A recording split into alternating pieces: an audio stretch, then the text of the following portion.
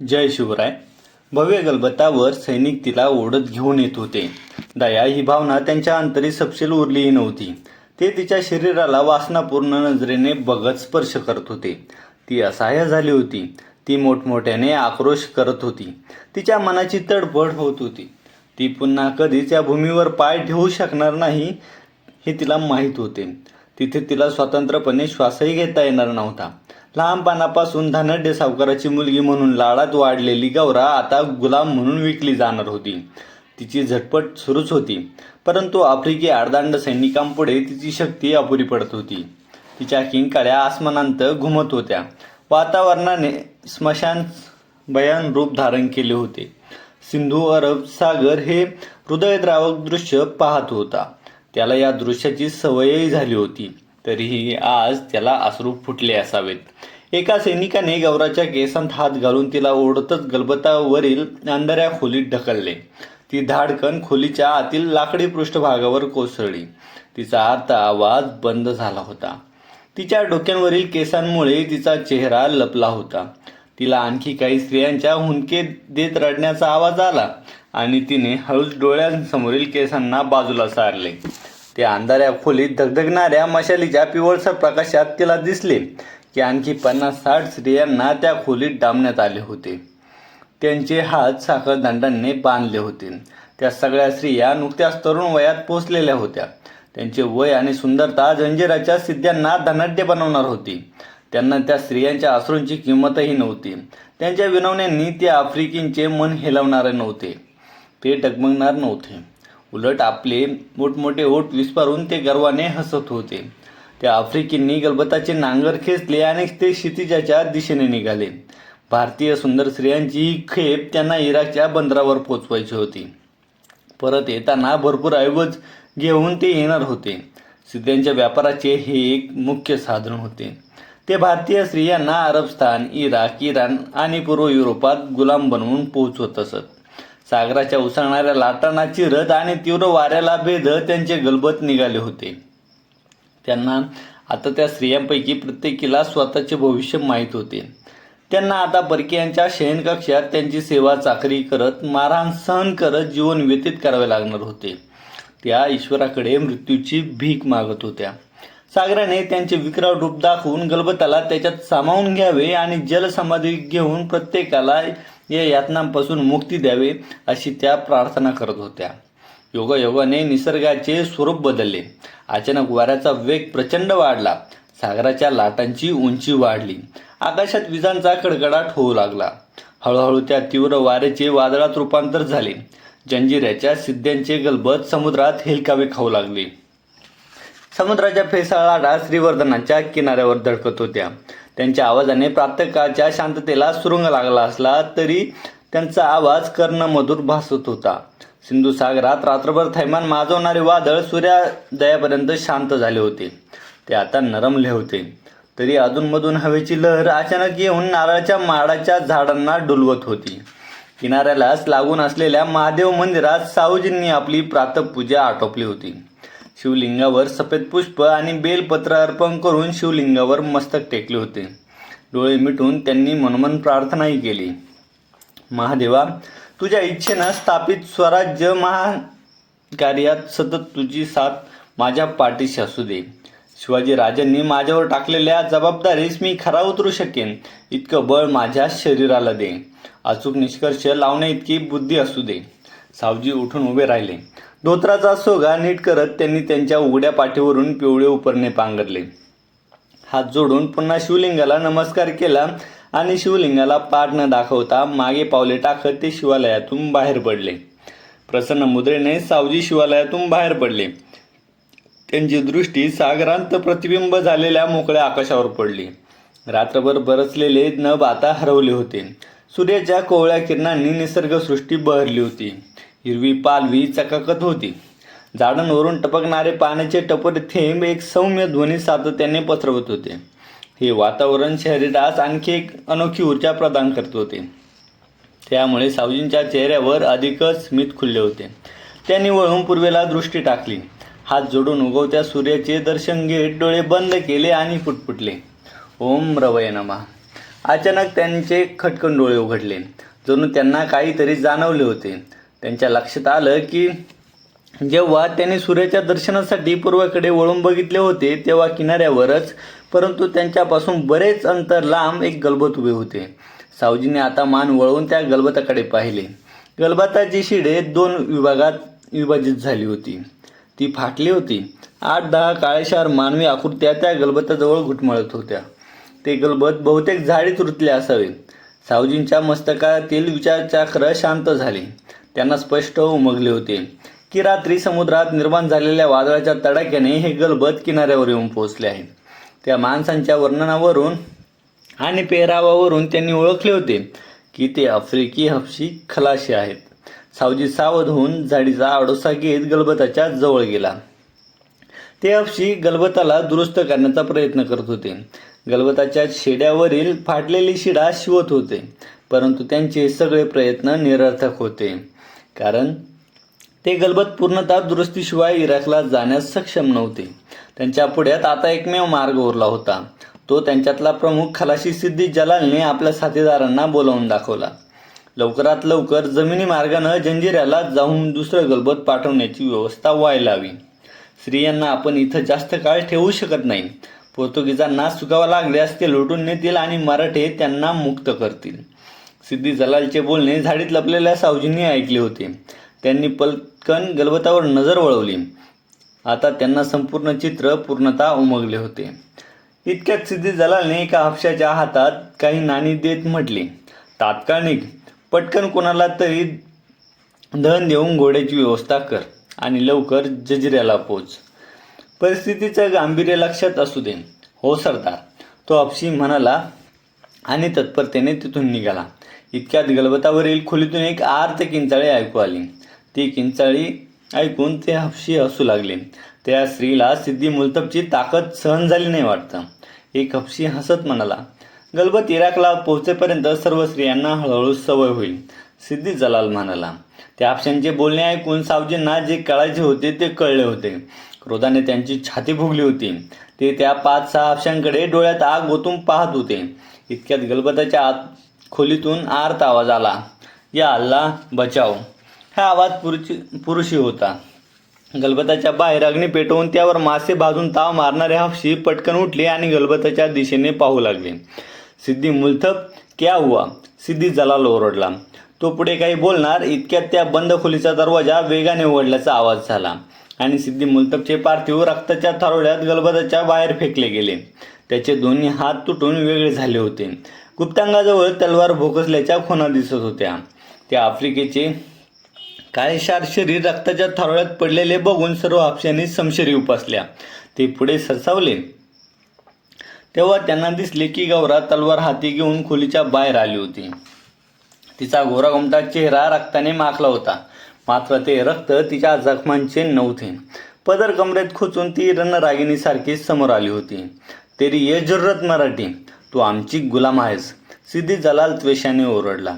गौराने त्याच्याकडे रोखून पाहिले. तिच्या अंतर्मनाला लावा चांगलाच भडकला होता. तिने दातावर एक घट्ट दात दाबून ठेवले होते. तिची थरथरणारी हनुवटी तिच्या क्रोधाचा उद्रेक दर्शवत होती. तलवार एकवार हवेत गोल फिरवत तिने पवित्रा घेतला. नजरेसमोर धारदार तलवार आडवी धरत ती क्रोधपूर्ण स्वरात बोलू लागली, ये मिट्टी हमारी है, ये आसमान हमारा है, ये सागर हमारा. तुम्ही आता जो श्वास घेत आहात तो प्राणवायू आमचा. मग सांगा, कोण कोणाचा गुलाम?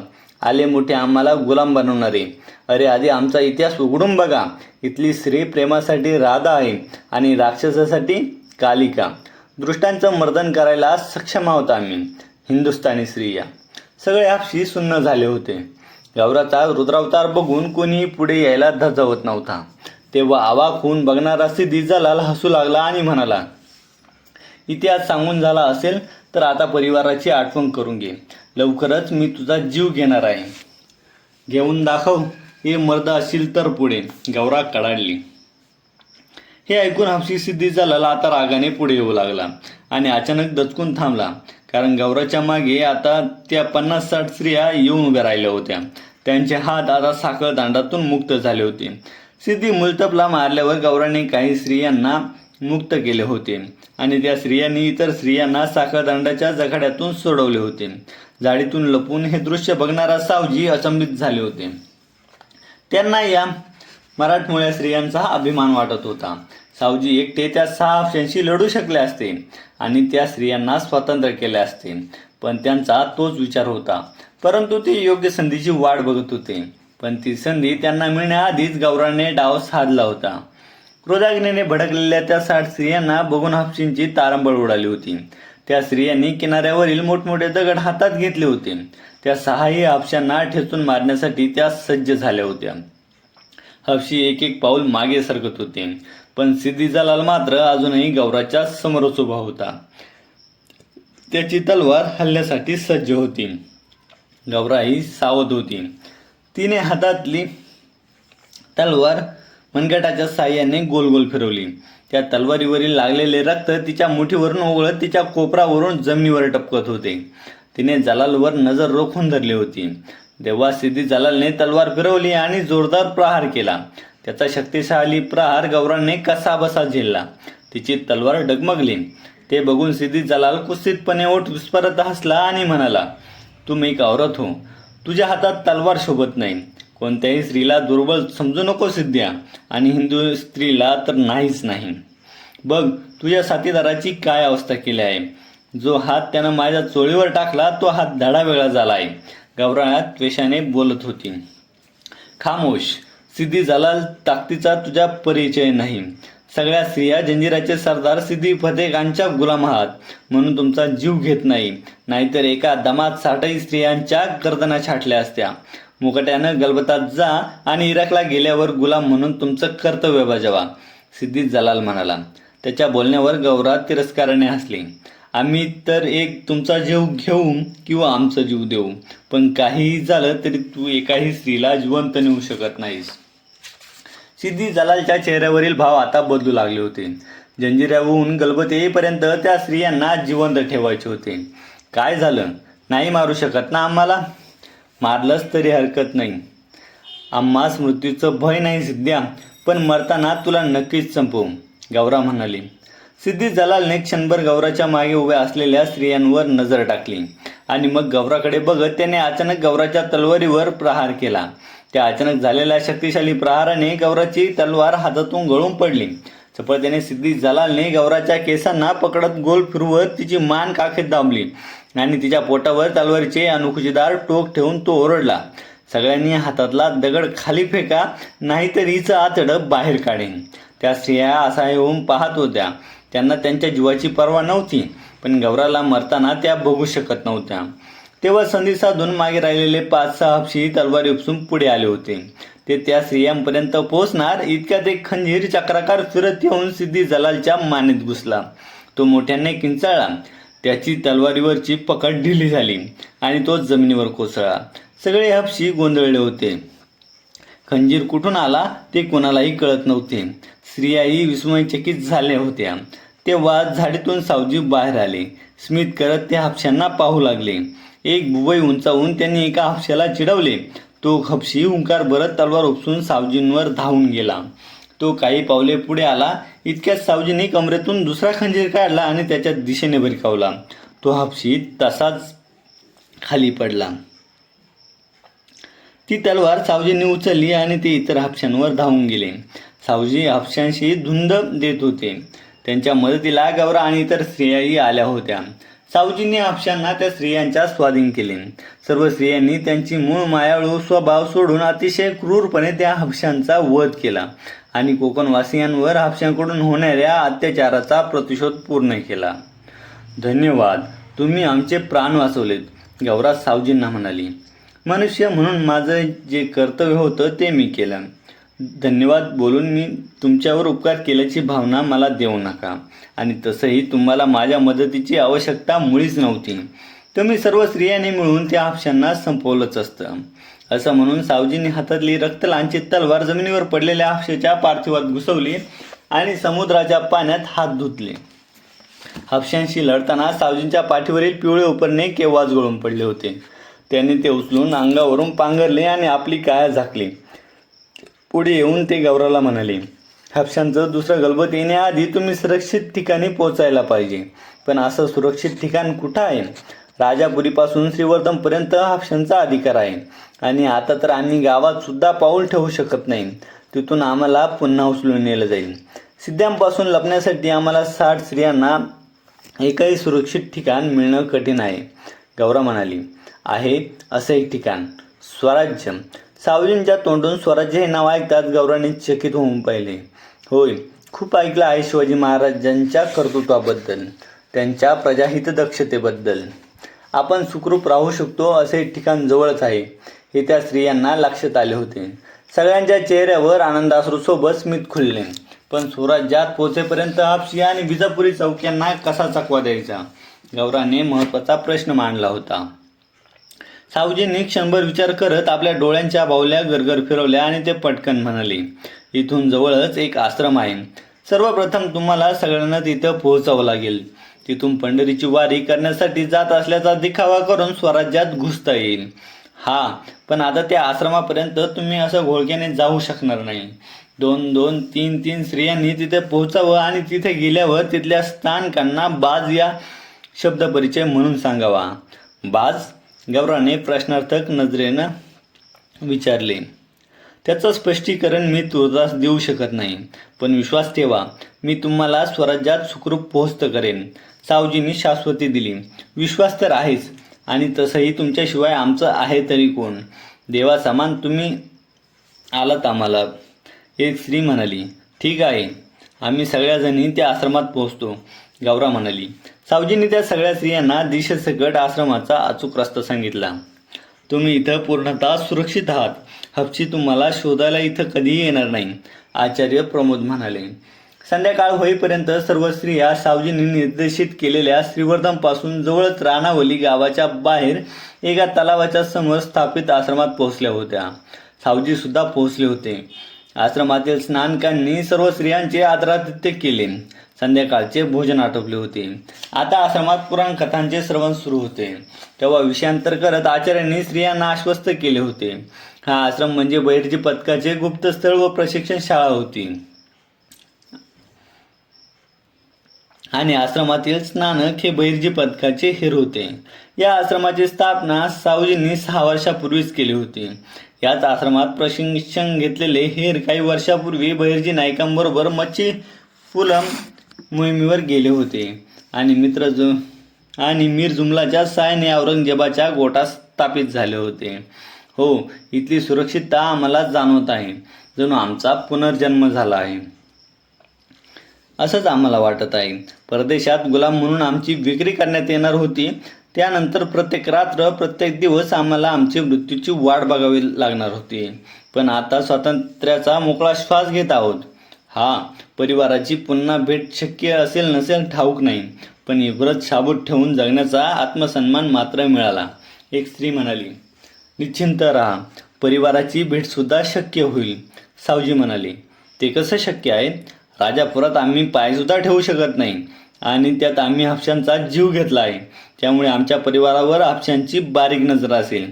आणखी एका स्त्रीनं तिच्या मनातली भीती बोलून दाखवली. हो, तुम्ही विचारही करू शकत नाहीत की क्रूर आहेत ते हापशी. गौरा म्हणाली. माहीत आहे, ऐकल्या आहेत त्यांच्या क्रूर कर्माच्या कहाण्या. सावजी म्हणाले. तुम्ही ऐकल्या असतील, पण आम्ही बघितल्या आहेत. त्यांच्या विरुद्ध कारस्थान करत असल्याचा संशय जरी आला तरी ते मनुष्याला गोणीत शिवून भर समुद्रात बुडवतात. छोट्या छोट्या चुकांना नाक कान कापण्याची शिक्षा देतात आणि त्यांच्या या शिक्षा, त्यांचे कायदे फक्त आमच्यासाठीच, हिंदूंसाठीच. आमचा कोणीही वाली नाही. बोलताना गौरी रडावली झाली होती.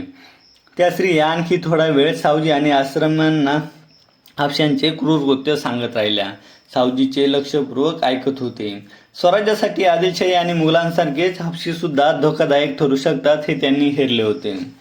राजे, तुम्ही अगदी मुघलांपेक्षाही क्रूर आणि निर्दयी आहेत हे हापशी. कोकणवासियांना नरक यातना देत आहेत. त्यांना कुणाचीही भीती नाही.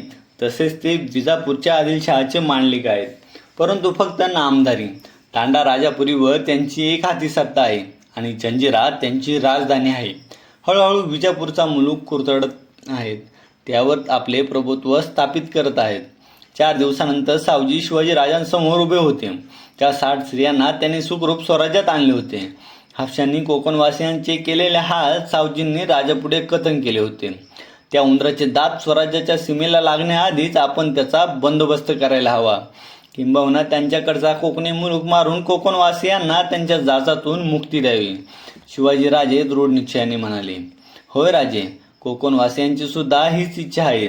त्यांच्या संरक्षणासाठी सिद्ध्यांना संपवणं अनिवार्य आहे.